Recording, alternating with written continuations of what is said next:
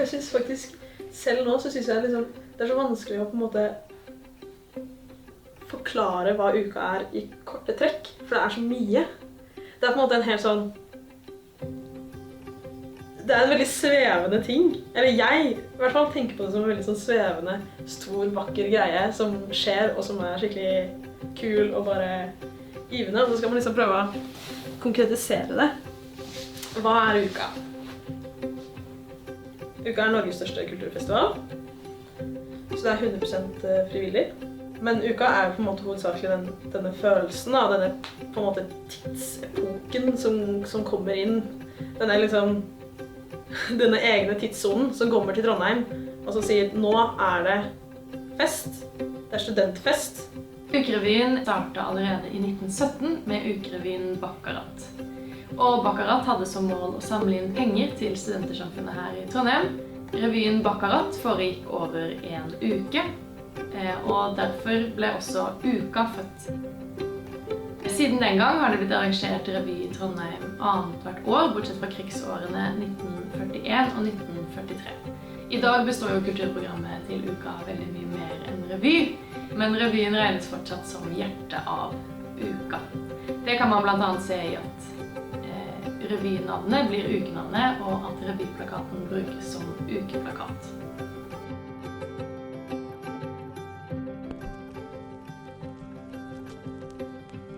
Samfunnet starter jo med at man holder til på NTH, i en sal der, på et eller annet tidspunkt. Nå skal det gjøre sånn. Så da kjøper man sirkus. Det var jo et sirkus fra liksom, et bygg som ble bygd på midten av 1800-tallet, og som man tok over, og som på en måte ble studentersamfunnet. Og så fant man ut vi trenger mer plass, og at man skulle bygge seg et bygg da, i Elgsetergata igjen. Som er det vi kjenner som samfunnet i dag.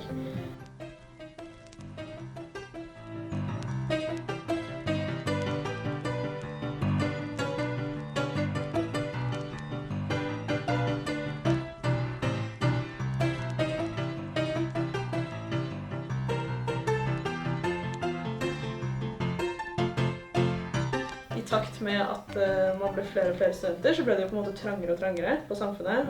I 1962 så bygde man om, og da begynte tanken da om man skulle bygge seg et nybygg. Da man kjøpte den lille tomta for å bygge ut Lykke, så viste det seg at den tomta var koblet til fengselstomta. Da satt man plutselig med en av de beste tomtene i byen, som tidligere hadde vært Vollan kretsfengsel. Det er derfor det het fengselstomta.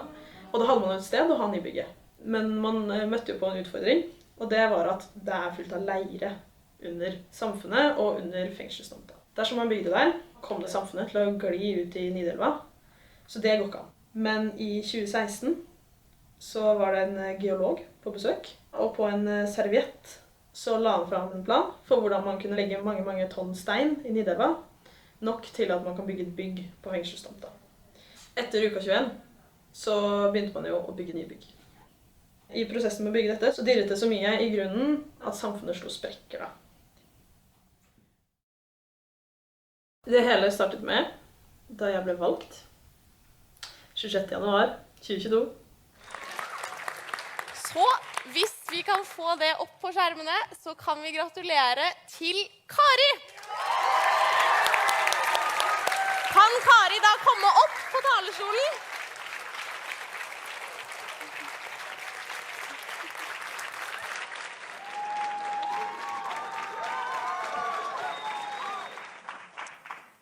Denne hatten passer ikke meg, men det vet jeg at ukesjefshatten gjør, så det går bra.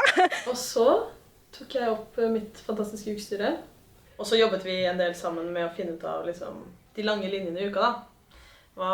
Hva skal vi satse på, hva er det som er gøy, hva er det som er viktig med uka? Uka 23, føl vibrasjonen. Uka 23, føl vibrasjonen. Uka 23, føl vibrasjonene, varm, modig og gøy. Uka 23, føl vibrasjonene. Uka 23, føl vibrasjonene. Uka 23, føl vibrasjonene. Uka 23, føl vibrasjonene. Yay! Og så, etter en liten stund, så tok vi opp våre nestledere og gjengsjefer og sånne ting. Så etter sommeren i 2022 så ble vi ca. 40-45 stykker. Og så tok vi opp alle gjengstyrene i uka, og da ble vi 250 stykker. Som er en veldig stor økning. Men da begynner liksom ting ordentlig. Da kommer folk litt... Det er litt arbeidskraft i uka. Etter jul så var det 4. opptak. Da ble vi 500 stykker i uka. Så, rett ved sommeren, 5. opptak, så ble vi 1000. Og så etter sommeren, 6. opptak, 2000 mennesker som bare gir alt for uka. Det er helt fantastisk.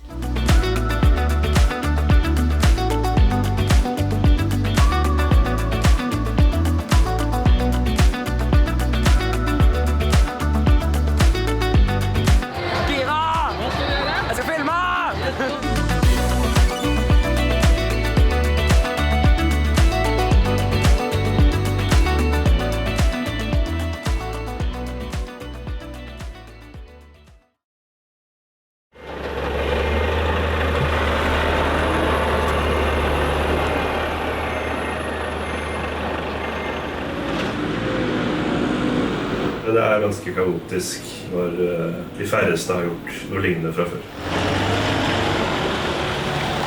Så er det jo mye tid, og man kommer inn i en boble hvor det plutselig ikke blir så stort lenger. Mitt navn er Magnus Otter Rønnevig. Jeg var teltsjef under uka 23. Det innebærer at jeg var ansvarlig for å sette opp, rigge, sørge for at utstyr og så videre kom til Dødens Dal. Dette er første riggedag. Vi kom inn med litt utstyr i går, lastet rigg av, så begynte vi med brakkene, men det er i dag vi har startet. Så nå gjerder vi inn området. Mitt navn er Nikolai Hillestad. Jeg var arena-koordinator i telt, og var ansvarlig for å koordinere kaos og bygge opp Dødens Dal.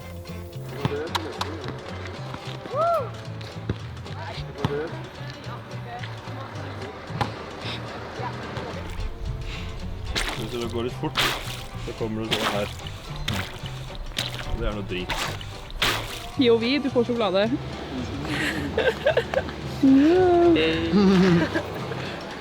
Er det liksom...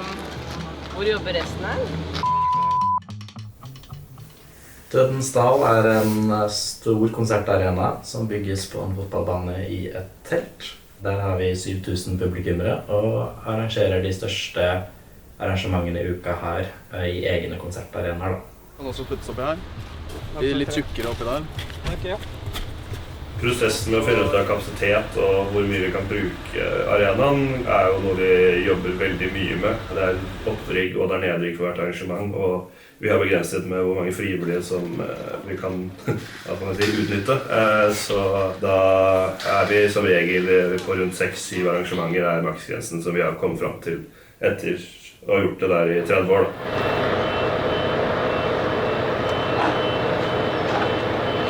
Første gang de uka satt opp Dødens Dal var i 1993, og så har det blitt større og større da, over de 30 årene.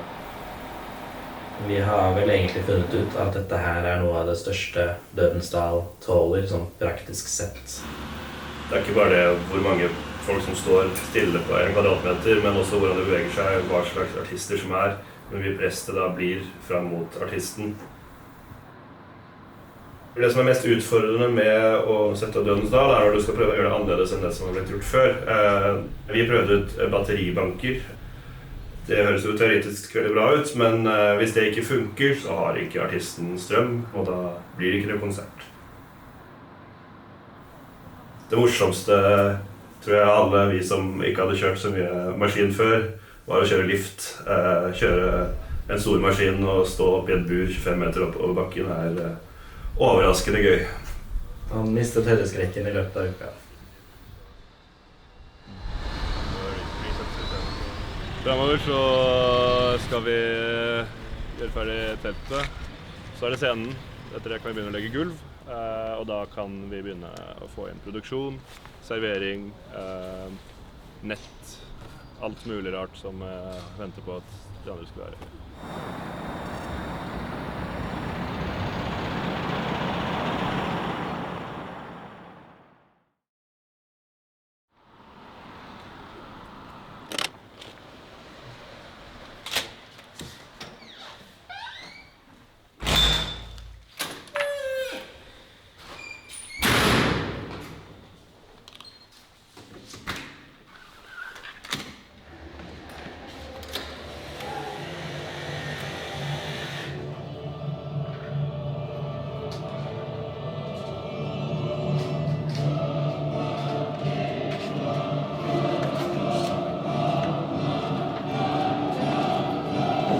Det blir jo veldig mye brukt lokalene, det gammelt hus. Hver uke så det et av lokalene på Samfunnet som trenger en skikkelig overhaling. Det jeg som Kjersti, det var jeg som var byggeprosjektsjef i uka 23, og vi pusset opp klubben. Så må du bruke maske, for det etsende. Det for din egen sikkerhet.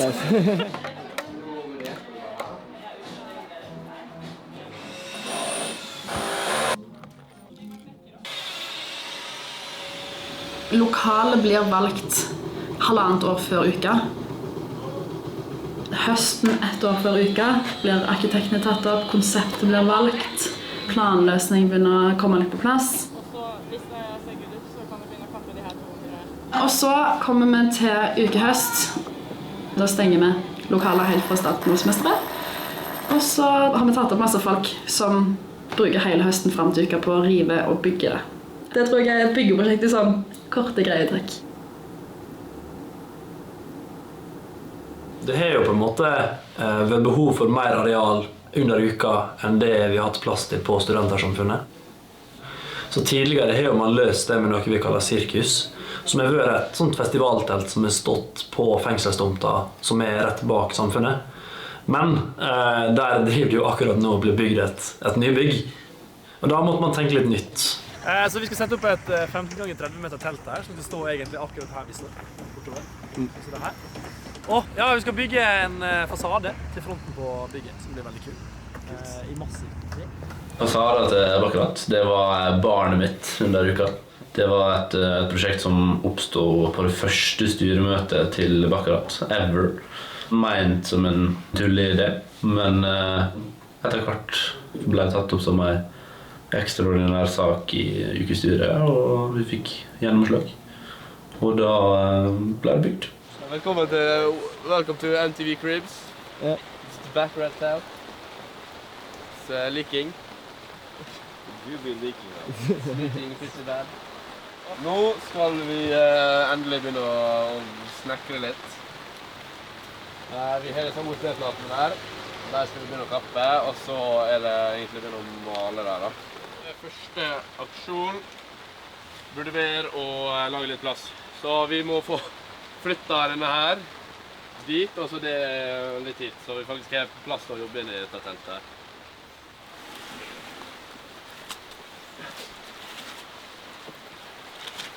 Ja, der vi. Den største utfordringen i vervet mitt, det var nok selve fasadeprosjektet. Det var ikke et planlagt prosjekt. Akkurat har jo ikke blitt gjort før, og da det en del uforutsett som vil dukke opp. B hengerlappen, det vanlig hengerlappen? Det sikkert sånn som Pereira. Ja, nice. Kan du ta et spontanskift? Nei. Vi har ikke biler nå. Vi har ikke biler da, vent da. Vi har ikke biler da, sorry. Litt for spontant av meg. Å kunne ta ting som de kommer, og prøve å forutse ting som kommer til å komme. Det var den største utfordringen. Det kult. For meg, det modige, kanskje det alle de ulike kreative løsningene vi måtte komme på for å utføre prosjektene. For eksempel ukeballen da. Så måtte vi jo komme på en sånn, ja, hva skal jeg si, litt shady løsning på hvordan man skal komme seg frem til Holmen da. Holde den da.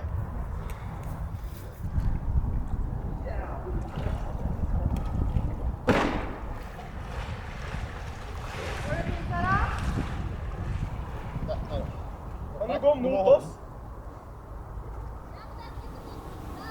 Pilumsbank-prosjektet, det en sånn gjenganger.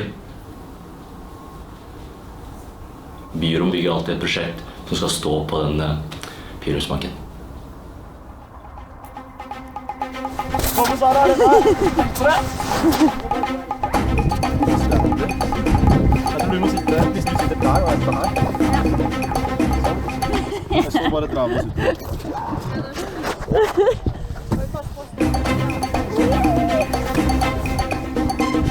Kom og Sara! Oi.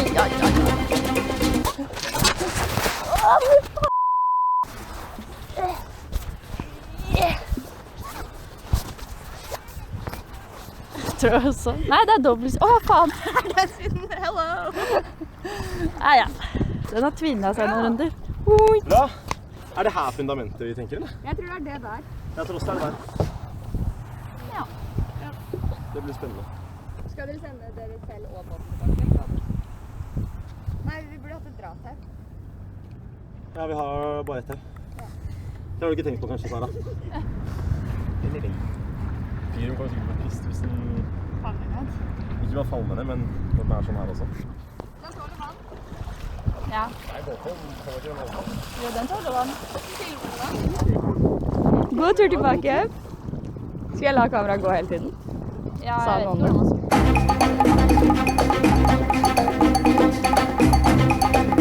Bra avstand. Det gjør det. Det gjør det? Faen, det blir da under. Så er det sånn. Nei, foran deg. Det er foran. Så er det... Hvalen den skaper jo da vibrasjoner ved å kommunisere med andre hvaler. Mottoet til uka 23 var jo da før vibrasjonene, så der er jo da koblingen. Nei, det var egentlig ikke meningen. Skal jeg ta her? Toppen av hodet skal... Ja, ok, så vi må snu da. Sånn. Sånn? Jo, men jeg kan sitte på en.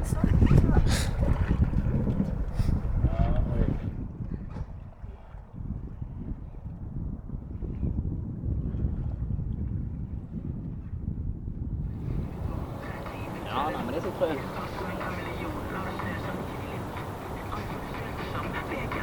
Er du sikker på ok?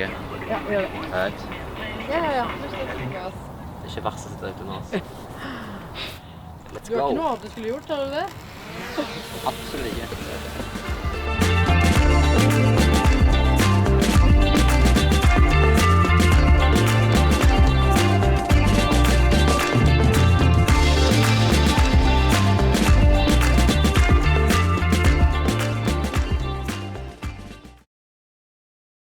Mitt navn er Håkon, jeg er innovasjonssjef for uka 23. Mitt navn er Magnar, og jeg er utvikler i uka 23. Uka 23 så lagde vi en app for uka. Vi hadde en sånn brainstorming en god stund. Vi så litt på, en måte, på forskjellige løsninger, som kunne være en nettside, eller på en måte, morsomme løsninger på samfunnet.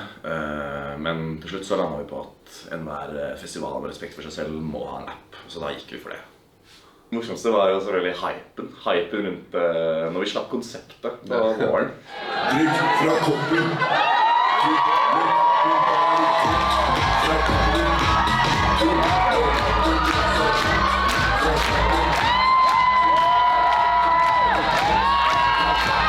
Jeg har hørt at det var jævlig mye hype. Jeg var jo selvfølgelig så nervøs for dette her, så jeg satt på do. Så jeg turte ikke å være der. Og så er det selvfølgelig følelsen av å lage historie, da. Å være de første som lager en app in-house for uka. Det er vel liksom 100% eier løsningen. Det var sykt fett, synes jeg. Ja, funksjonen i appen. Vi hadde da eksternt og internt, som Håkon sa i stad. Vi hadde da på hjemmesida, så var det man kunne se ulike arrangementer for dagen, og nyheter på samfunnet internt på nettsiden. Og så kunne man også se været, det var en kul funksjon. Og så ulike arrangementer på arrangementssiden. Kart over Trondheim og de ulike stedene vi hadde arrangementer. Og så hadde vi interne funksjoner, da, som da moments som vi hadde, som var da man kunne poste ulike, altså bare bilder da, fra internt i uka. Så man kunne se hva de andre gjengene drev med. Og så hadde vi ukehjelpen, som da han sa. Da kunne man poste sånne hjelp, da, oppdrag, som man, hvis noen trengte hjelp, man kunne ta. Så hadde vi litt sånn praktisk info-type greier, som var sånn...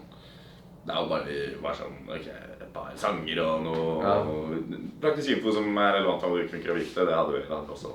Ja, vi hadde denne nye klinger i appen, og den ble godt brukt. Ja, det hjalp oss. Den ble godt brukt. Det kan være du har fått to Så det er Wall of Fame. Oi. Så er det Håkon sitt bilde der. Og... Ja, Magnar har ikke flere Jeg fiksa den. Alt er fiksa. Jo, men det vi tror på. Diggen er legacy. Diggen er forsøk på å ha in-house nye utviklende digitale løsninger, og det Fuck, jeg ekstremt billig. På app Store så står ukeappen under meg. Så ja, vi går ned I historien som første digitale versjon noensinne, og jeg utrolig stolt av alt det arbeidet den gjengen her har lagt ned. I gode og onde dager så har vi stått på, og til slutt så klarte vi å lage en app, og jeg utrolig stolt av det de har fått til. Altså, det vi har fått til sammen her, jeg synes det har vært en reise uten like, og ja. Kan vi få på noe Now We Are Free?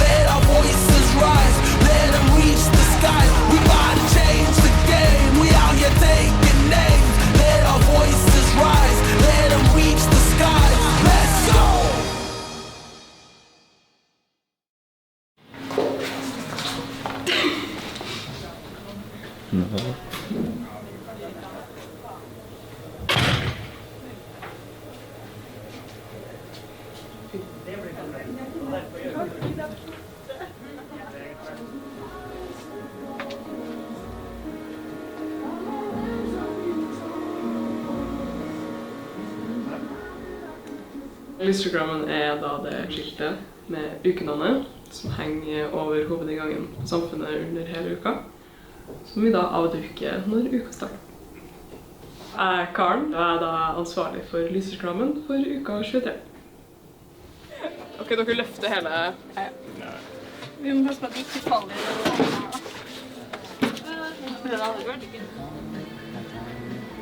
Ja, den ja.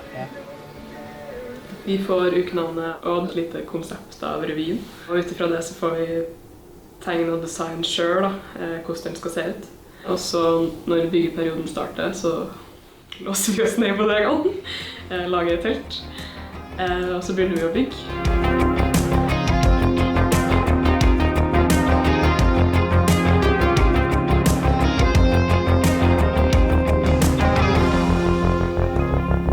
Dette strengt hemmelig. Ingen skal vite hva ukenavnet før avdekking. Når vi hadde fått klar lysprogrammen, så monterte vi den opp I bodegaen for å da egentlig teste selv litt og programmere hvordan vi ville det skulle være når vi avdukket. Utropstegnet I lysprogrammen fikk jo kallenavnet Tomine. Fordi Tomine I lysprogrammen minst og lavest av oss alle. Og utropstegnet var jo bare så høyt kanskje. Så når vi omtalte det her utropstegnet, så var det Tomine må måles. Tomine pakker den I en presenning på G-Simpson. Tomine ikke skrudd sammen. Eller sitt Tomine fast. Kan noen sjekke Tomine? Tomine har da fått med seg utropstegnet hjem og hengt opp på veggen. Så det veldig gøy.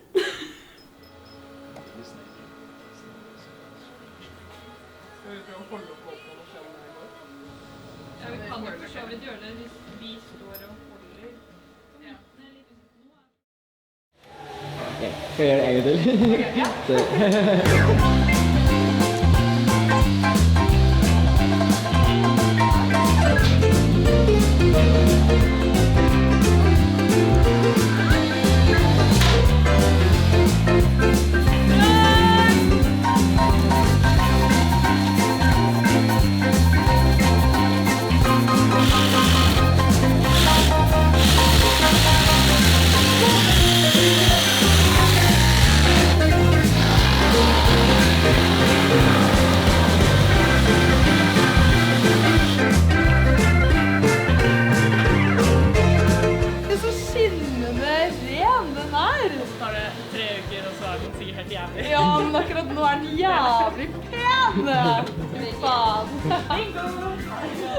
Det noe eget med å jobbe for liksom midnatt til 8 på morgenen. Så det så deilig at vi så få. For på alle andre skift så det liksom 14 stykker. Ok, ja. Nå vi 6.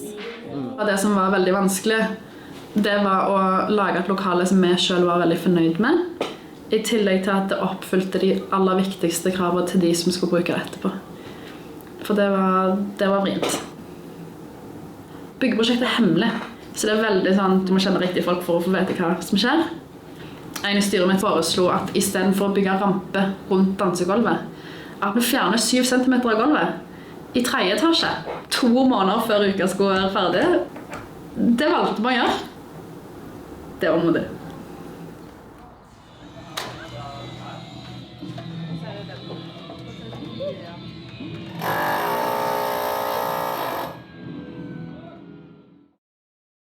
Vi tok over samt 2,5 uker før uka åpnet.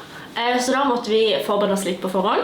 Så vi fikk låne verkstedhallen på NTNU, og der stod vi med alt det. Og så Frida de stod og bygget litt ut forbi Trafon, i et sånt telt. Elendig vær.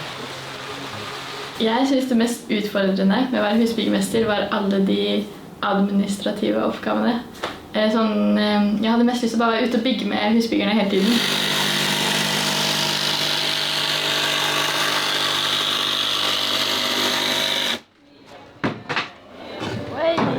Den, ja. Det er det beste, faktisk. Tror du det? Ja. Det beste med vervet er det å faktisk bygge noe, og bygge noe sammen, ikke minst, og så se at det faktisk blir brukt.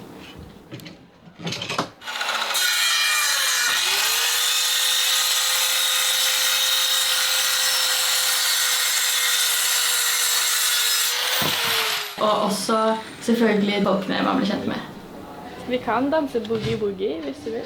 Men jeg kan bare, altså jeg klarer... Ja, det er jo riktig. Ja, det er rett, men jeg klarer aldri mer enn 2. Du må bare gjøre det. Du må aldri stoppe. Ja, men...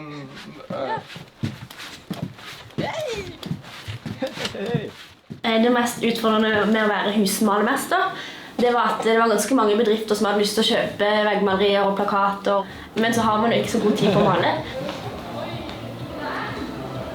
Det var ganske modig, synes jeg, når vi skulle henge opp plakater i storsalen.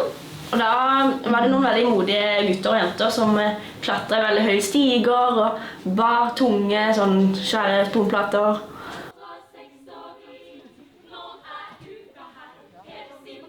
Det gøyeste med vervet, det var å være med å forme samfunnet og gå rundt på uka senere på festivalen og se det her er malt, det her er malt, det har hun malt, det har han malt. Her maler vi en hval som blir til ukebutikken. Ja. Men den er litt in the process. Vil du se her oppe? Ja, sånn, titt der Skal jeg oppe. vise, ja. Her har vi laget noen fine colaflasker og en, hva kaller man det? Osteloff. Og her holder vi på. Ja, det måler veggen. Ja. Så det er på. Og så lager de også park da, som du ser. Kanin.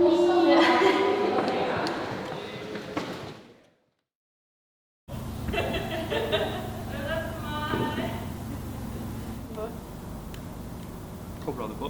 Nei, når du kommer på. Nice! Ah. Nice!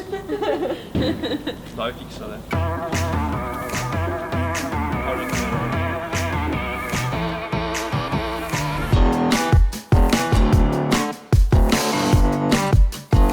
Det er på en måte veldig enkelt å få det til å føles ut som at det er litt sånn ekstra plass fordi det ikke var stort nok på samfunnet. Så jeg tror det er viktig å på en måte gå veldig inn for å skape noe eget og spesielt med det.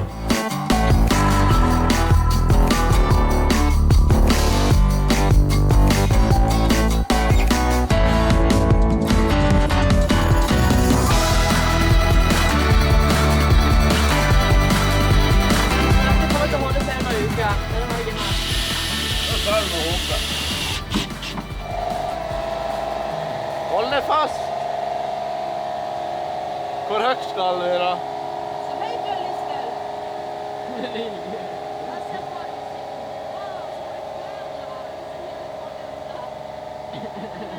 Alle trærne hele Nå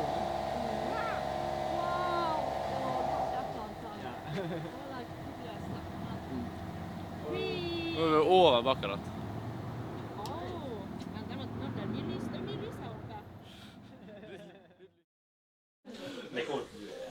Roast up med olje utsolgt. Nei, serr. Roast up. Er det det? Ja. Serr? Så jeg vet ikke om det er utsolgt, men det står i hvert fall alt er reservert. Det var en pai da.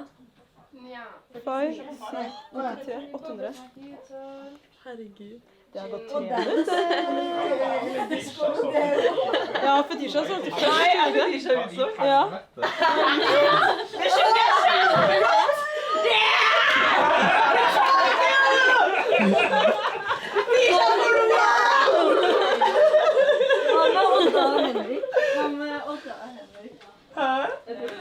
Olje er utsolgt, og Odda... Bingo, 150. Flørtekurs er nesten utsolgt. Ja, men selvfølgelig. Jeg hadde dratt på flørtekurs. Flørtekurs. Skal vi dra på flørtekurs? Bra. Det er jævlig bra. Faktisk. Det er jævlig bra. Vi går med overskudd. Nei, jeg tuller.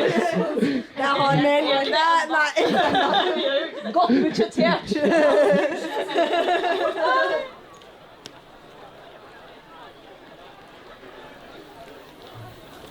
Når vi var ferdig med riggeperioden, så hadde vi et allmøte med alle som var frivillige i uka. Uka! Jeg er så gira! Ja, det blir kjempebra. Da testet vi alt som man vanligvis gjør, med billettsystemer, matsalg og alt annet som hører med på en konsert. Hei! Tobias, hvordan føles det å være på evakueringsøvelse? Det føles veldig bra. Så bra, det er godt å høre. Oi, det var ikke... var det noen som sa evakueringsøvelse? Det er hemmelig. Ja, det var en veldig god følelse å kunne sende alle i telt som var på jobb da, ut i køen og late som de var publikum, for vi var faktisk i mål med det vi skulle gjøre. Mine damer og herrer, ta godt imot administrerende overdirektør og ukesjef Kari Johanne Sørensen Bøkman.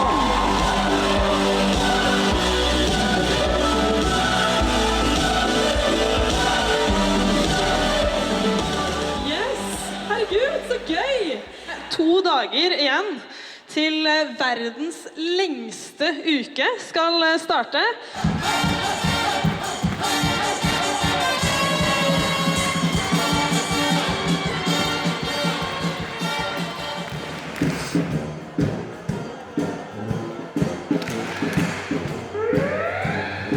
Oppsett en nødsituasjon. Vennligst forlat området gjennom nærmeste nødutgang. Det har oppstått en nødsituasjon. Vennligst forlat området gjennom nærmeste Hvordan føles det å bli evakuert? Skummelt. Jeg har aldri blitt evakuert i hele mitt liv. Har du ikke det? Nei. Eller jo. Nei, ikke sånn ordentlig. Det er bare sånn tulleevakuering som nå. Ja. Ja. Eller tulleevakuering. Det er en virkelig evakuering. Det er jo det. Det er derfor jeg sier tulleevakuering. Føler du deg trygg? Jeg føler meg veldig trygg. Ok, det er godt å høre. Ja. Jeg føler meg veldig ivaretatt av ukesystemet. Ok, bra. Ja. Wow, so cool. Nei, ikke mobb brannvesenet for størrelsen på brannbilen de har. Stakkars brannvesenet stiller med bil, og du bare, ai, den var liten. Nå kommer du til å se at vi tar opp den siste modulen snart. Nice. De fikser det da. Kan dere dra tauen opp, sånn at det ikke slapp i deg?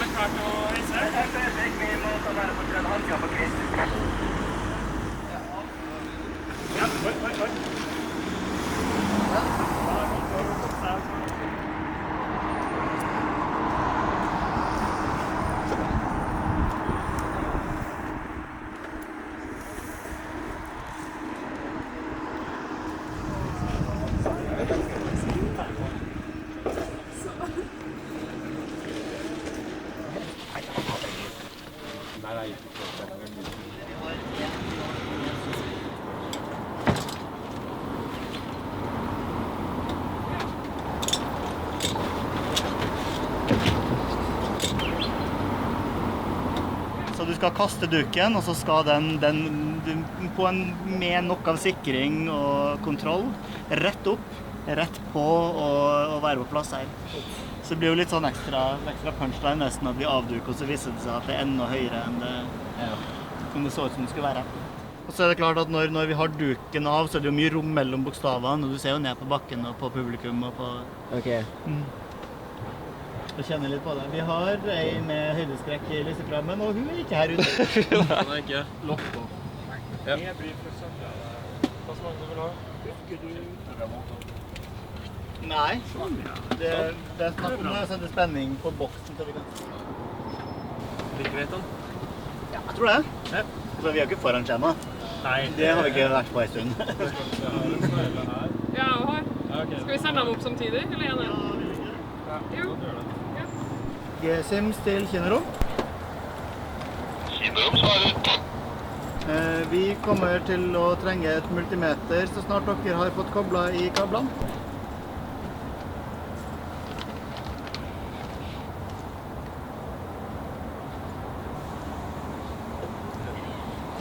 Hva knopper der? Det er vanskelig forespørsel. Hører Simon rope dere opp. Det diskuteres heftig der oppe, tror jeg. Man blir jo litt gæren når det nærmer seg, selvfølgelig. Det tror jeg alle har blitt, og det blir alle, eller sånn, uansett hvor du er med. For man kjenner det nesten på, sånn på kroppen, at nå skjer det noe stort. Ja.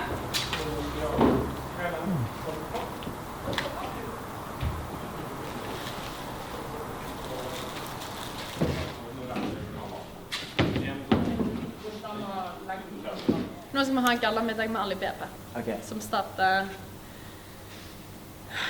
om 25 minutter. Så åpner vi dørene, og da skrur vi på dansegulvet, vi demper lyset, vi skrur på musikk, og så åpner vi bare. Og så kommer det middag om en time.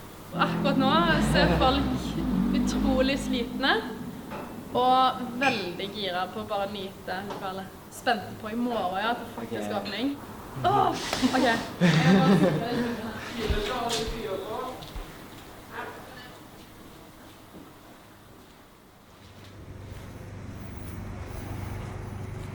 Hvorfor spiser dere kake nå?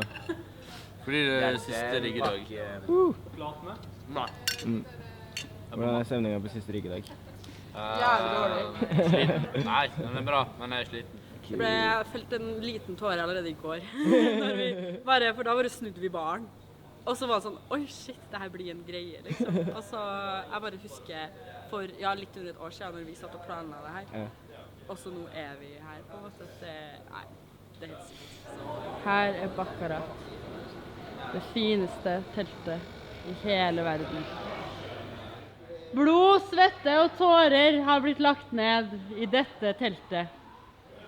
Og nå er vi klare for uka 2023! Woo!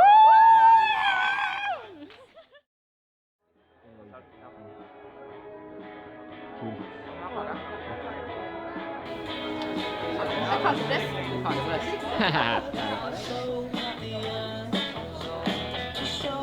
ikke tro det før nå. Good. Woo! God damn. Ok, Fredrik. Hvor mange timer, helt ærlig, har du lagt ned? Ingen kommentar. Vi hadde ikke helt sett for oss at det skulle bli så bra, egentlig. Så vi er alle veldig fornøyde. Vi har tatt opp ganske mange gode, eller alle sammen, vi er veldig flinke. Tusen takk for alle som har hjulpet til å få det her til å fungere. Og håper alle koser seg i kveld på promenadekonsert. Første ordentlige kjøring vi har i Dødensdal, det er promenadekonserten. Da er det åpning av uka, og før avdukingen av ukenavnet. Og vi har da 3500 mennesker sånn cirka inne i dalen for første gang.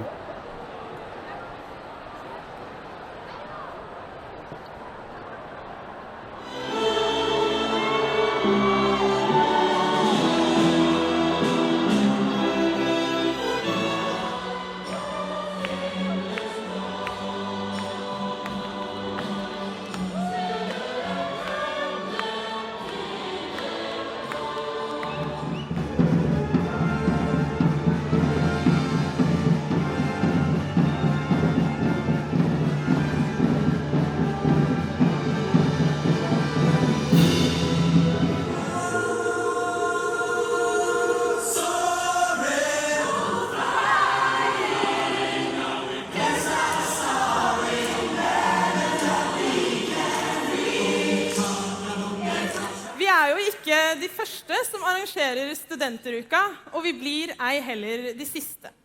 Mange generasjoner studenter har opplevd gleden med å skape noe større enn seg selv, og det er mange som skal gjøre det etter oss. Likevel så har vi våget å ta modige valg, samtidig som vi tar vare på det gode gamle. I år så er vi ved et vendepunkt, og jeg kaller uka 23 for den siste klassiske uke. Det er fordi det bygges ut og bygges nytt, og uka vil aldri se ut som før. Velkommen til uka 23.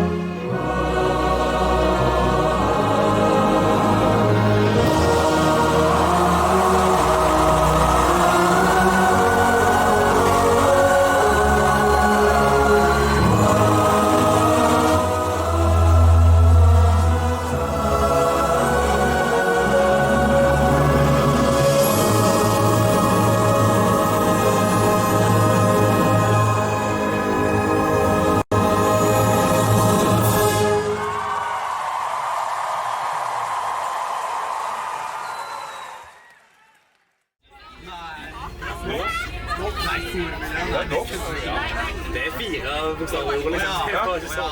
Wow!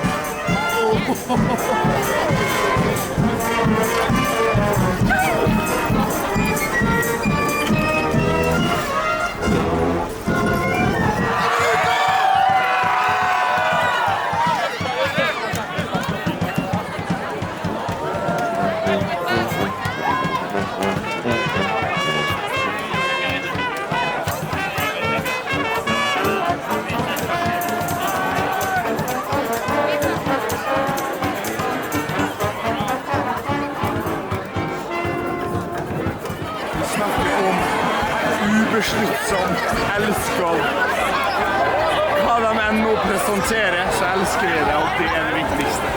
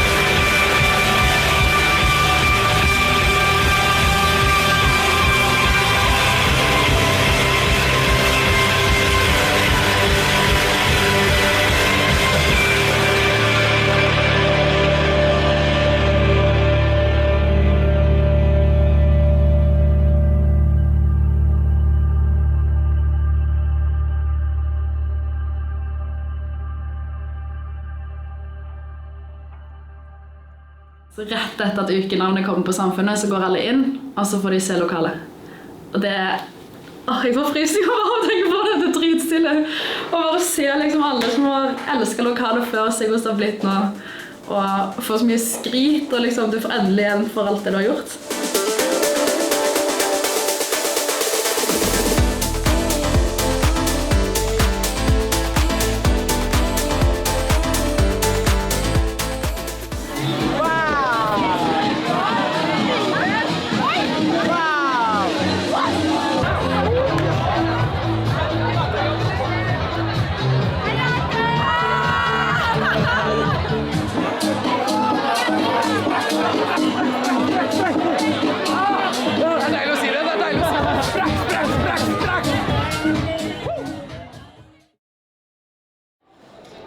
Nå har vi rigget stoler til revy, og så skal vi prøve å hjelpe dem med hvor de skal sitte.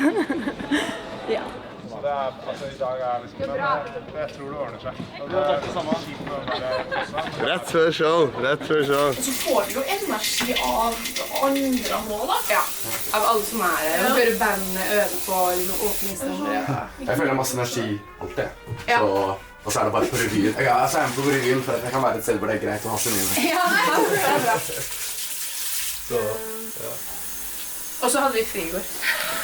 Så da... Det er veldig deilig. Så nå føler jeg sånn, nå har jeg fulladet batteriet igjen. Herregud, vi søver til 2, eller i hvert fall her. Ja, det er et liv, altså. VK, dere klare? Ja. Det jo stengt der, det sier. 3 minutter. Du får ikke 5 minutter i dag. Du får ikke 5 minutter i dag.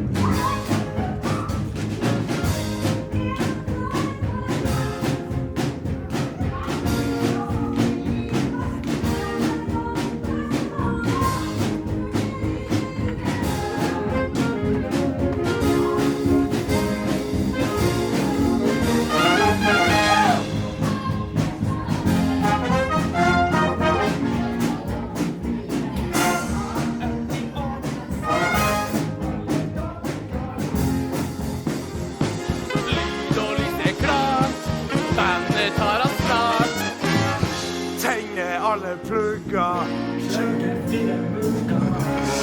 Vi kan hele jobb. Taxiplugger. Vi skal feste natta lang. Vi starter med en gang. Og det blir en gang. Og føler meg så fri og frem. Jeg er så gira at jeg nesten straks. Åpne opp og finne frem. Nå skal du få se for frem.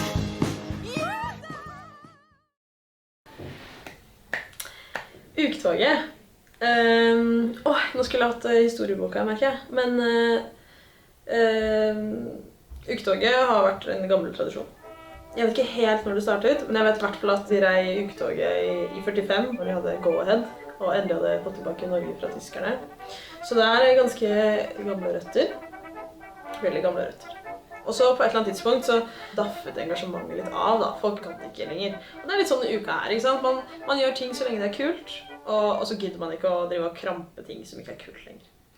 Men i 2019 fant vi ut at dette her er jo kult. Vi vil jo vise byen hva vi er, hva studentene er laget av, og igjen ta tilbake den gamle tradisjonen da, med å erklære byen for erobret av studentene. Så da startet man med det igjen, og det var braksuksess. Og så i 21 så gjorde man det igjen, og da var det også braksuksess, og det ble nesten en form for sånn gjenåpningsparade etter korona.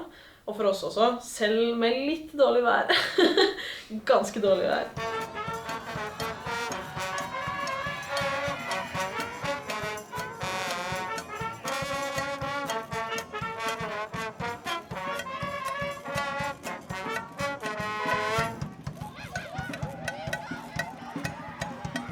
Det settes også et uketårn.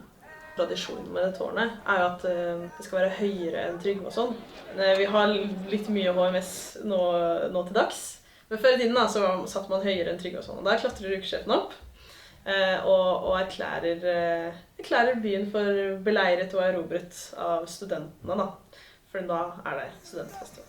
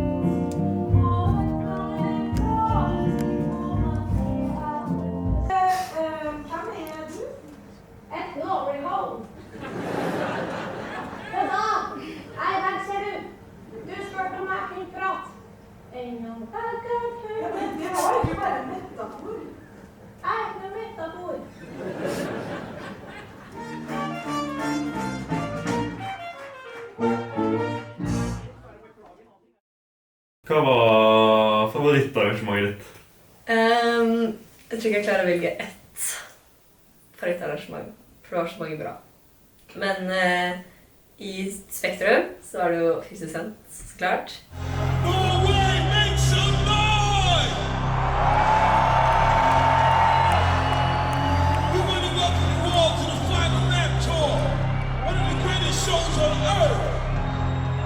Are you ready to have a good time? Let me hear you say hell yeah! To my people on the left, you don't stop. To my people on the right, you don't stop. To my people everywhere, say what? Throw your hands in the air, you don't stop. I Dalen så var det nok Stig Brenn rar for konserten. Den var sykt kul.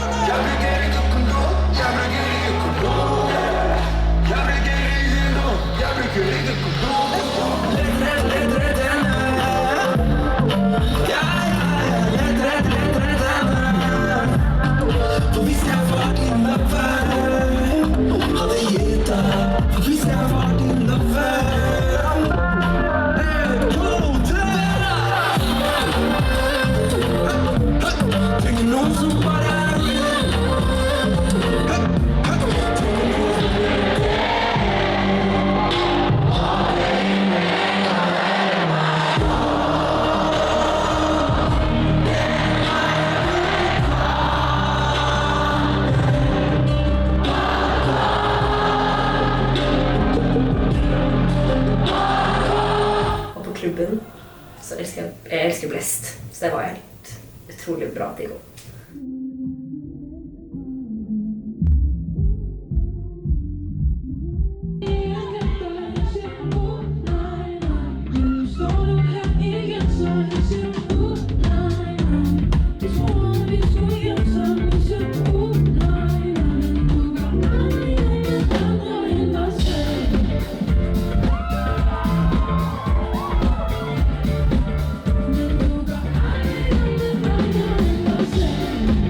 Og så Nidarosdomen 5 var jo helt fantastisk. Herregud, for en konsert.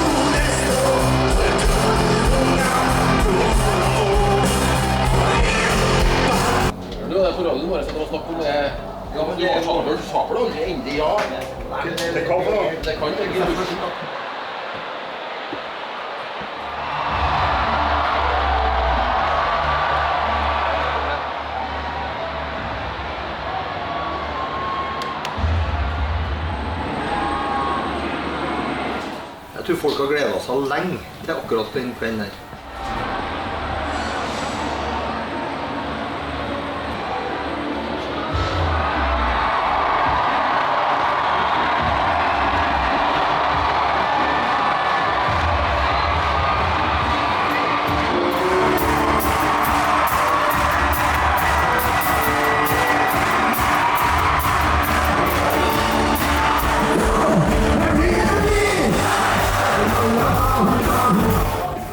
Og den elektriske stemningen som møter oss på Trønderfesten er jo en av årets høydepunkter, vil jeg si. Følt vibrasjonene, ja. Hørtes ut som det var et slag for kondomeriet.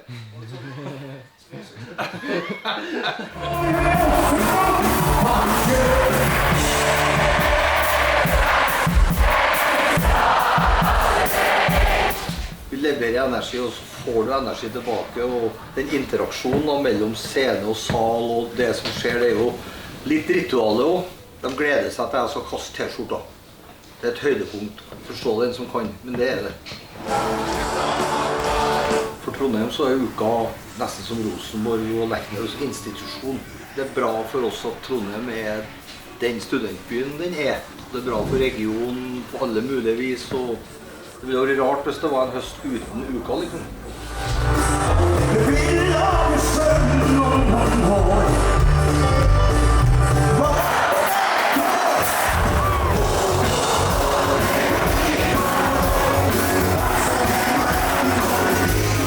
Og seksene til sammen, som utgjør det har en eller annen sammensetning som til sammen blir jævlig bra.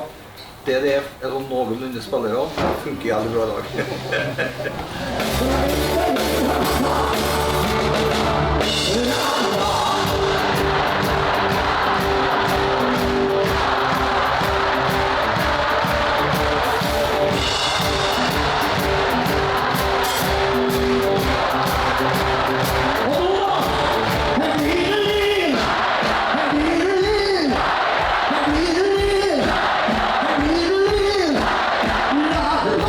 Wow.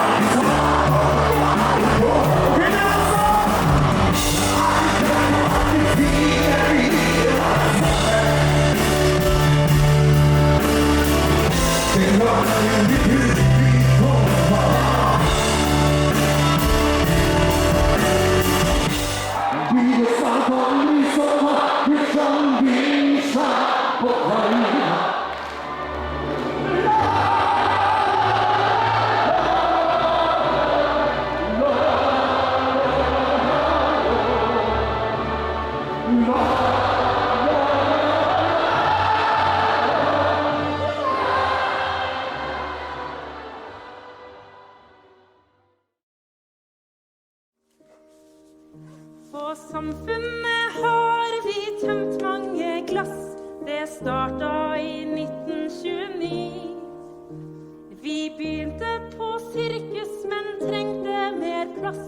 Et rom til vår studietid. På Elgeseter, gate 1, ligger plassen hvor vi gravde frem. Et hus så stort og rundt og rødt, som skulle bli vårt andre hjem. I 60 år har vi holdt liv i en drøm. Nå det noe stort som skjer. En tanke, et luftslott, vårt endelig sang. Og nå det snart plass til flere. I Elgeseter, gate 1, ligger plassen hvor vi graver frem. Et hus så stort og nytt og rødt, som gir flere studenter et hjem. Selv om du slår sprekka, og årene går, så vet vi at festen bak veggene består. En gull eller tre holder allting på plass, for du står på en grunnmur av hevede glass.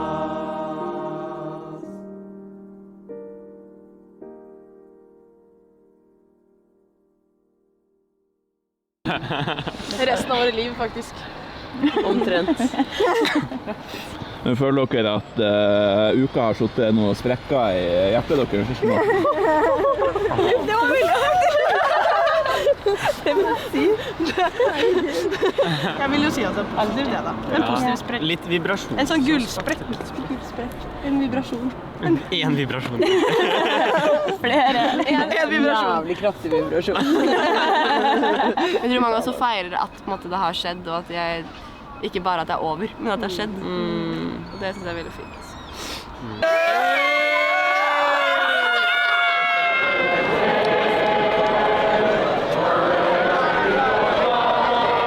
Uka aldri ferdig med dass. Det nei, vet du hva? Spør noen andre. Jeg har ikke lyst til å snakke om det. Jeg vil ikke snakke om det. Jeg orker ikke. Jeg begynner faktisk å grine. Helt ærlig, se på altså, hvem skulle tro at studenter fiksa dette?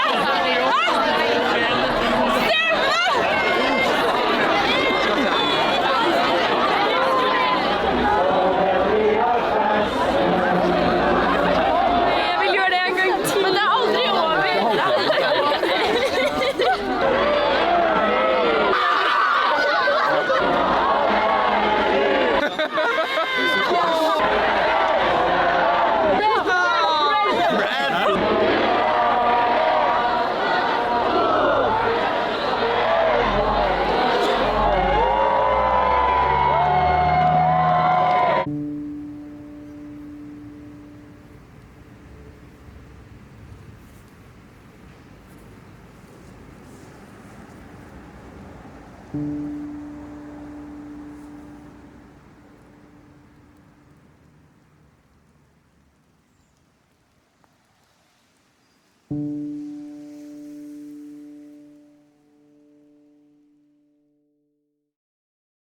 Det er helt sykt, og jeg føler liksom at alle jeg møter på, alle jeg snakker med, prøver jeg bare å si det.